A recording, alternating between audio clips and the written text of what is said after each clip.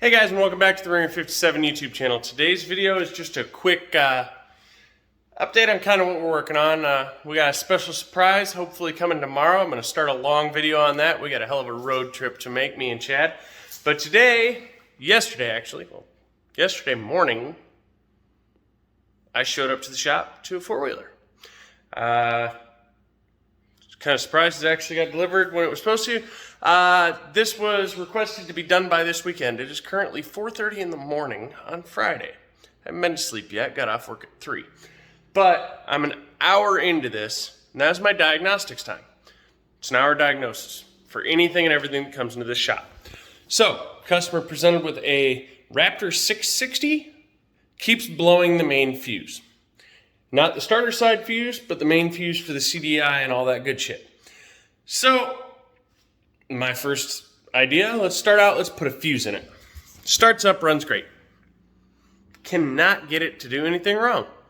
Stopped it probably 50 times, put it on a tender because the battery was getting tired. Frickin' couldn't figure it out. So I plopped down on the seat, and it died. Okay. Hit the starter button after I put a fuse in it, no start. That's a new symptom. That's something that hadn't been complained about. It was blowing the fuse immediately when you turned the key on prior. So that led me to start thinking, okay, let's test the starter solenoid. Starter solenoid is easy test here, guys. So this is your starter solenoid on a Raptor 660. Up here, this is your main power to everything. Down here, you've got the positive side of the starter solenoid and the negative side of the solenoid. So if you just take a spade connector and hook a wire to each one of those and then take one and put it to positive, one put it to negative, the engine will crank over. I did that, it cranked. Well, then you got the next thing to check. Do I get 12 volts to this side? No 12 volts. After I got it to not blow the fuse after 15 times putting this fuse in. So that power comes from the CDI box on the yellow wire on the center plug, and who'da thunk it? Started looking, there's the other side of it, started looking some more, there's a ground wire, who'da known that if you turn it on and that is touching that, well, it'll blow the fuse quicker than shit.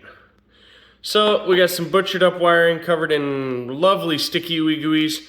I'm going to go ahead and clean this up. I've got a connector here that's just twisted together and taped, one here that's twisted together and taped. All these that need to be checked to make sure there's no more exposed wires. This is twisted and taped. All these are gonna get freaking mechanical connectors with heat shrink. So I got a whole bunch of them to do. Probably gonna take me about an hour to fix them. But that should fix this quad. I'm gonna go ahead and verify my diagnosis by just twisting those wires together, keeping them separated, and seeing if this thing will crank. All right, guys, so for diagnostic purposes only, I've segregated all these connections apart enough that I don't have to worry about a short, and God, that won't focus. Twisted that gooey mess back together. You can see exactly where it was shorting out, this wire to that wire. And who knew?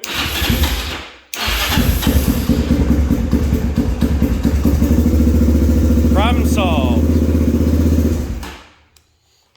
The problem is 100% resolved. So I've got about 8 mechanical connections to make. I'll show you what I prefer to use.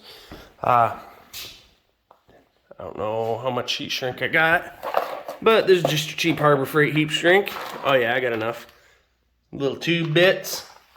And these are non-insulated mechanical connectors. They are butt connectors, but non-insulated. Allows me to get much better crimp. A much better crimp on them.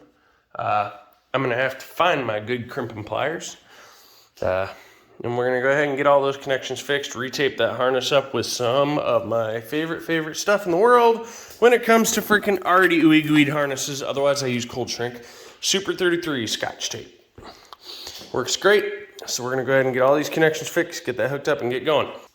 For now, thanks for watching, guys. Hope you enjoyed the video. It's a quick, easy diagnosis. This customer's gonna have an hour of diagnostic time, which it took the hour. And then right now I'm off the clock, but it should take me no more than an hour to fix that. So he's gonna have 2 hours into repairing someone's hot job wiring. Something he never knew about it because the tape appears to be very old. But it is what it is, guys. We're going to go ahead and get that all cleaned up, fixed. This customer should be out the door for well under $200. Sucks that he had to pay that much, but Electrek, it's kind of a trick. There's a lot of times where I can diagnose it in like 30 seconds, fix it in that hour, and I'll only charge you diagnostic time. There's a lot of times where I start chasing everything under the sun because the symptom doesn't want to come out. No symptom, no diagnosis. It took me plopping on the seat and bouncing up and down on this thing to find a dead short. Such is life. Have a beautiful day, guys.